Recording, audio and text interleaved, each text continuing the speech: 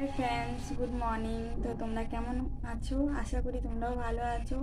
তো রোজকার মতন আমিও উঠে পড়েছিলাম। সকালে উঠে তোমার চান টান করে আমার গোপাল সোনাকে পুজো দিয়ে তারপরে ওর ভোগের প্রসাদ রেডি করে ওনাকে ভোগ দিয়ে প্রসাদ পেয়ে আমার এইদিকে সবই আর কি হয়ে গেছে। তো তোমরা ভালো করেই জানো যে আমি ব্যস্ত থাকি, আমি খুব একটা ব্লগ বানাতে পারি না, ব্লগ দিতে পারি না।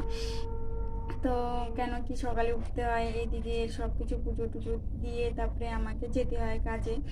তো আমি তো জব করি।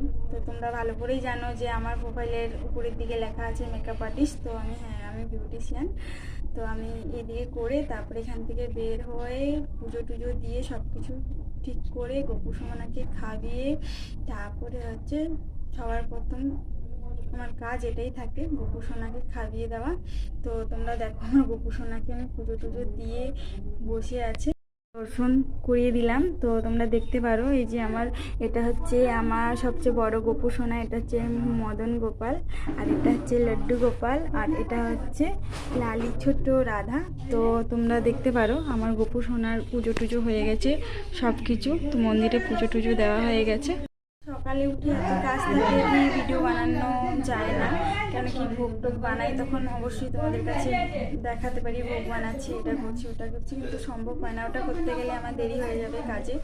তো এই জন্য এইটুকুই ভিডিওটা বানালাম যে আমি তো অ্যাকচুয়ালি হিন্দিতে ব্লগ করি, তো আজকে বাংলাতেও ব্লগ করলাম। জানি না কেমন লাগবে, তোমাদেরকে অবশ্যই কমেন্ট করে বলবে। আর আমি এরপরে এইটুকুই ব্লগ করলাম, আস্তে আস্তে শুরু করছি। তো আগে চেষ্টা করব যে একটু সময় নিয়ে ব্লগ করার, তোমাদেরকে সবাইকে দেখানো। Bye bye.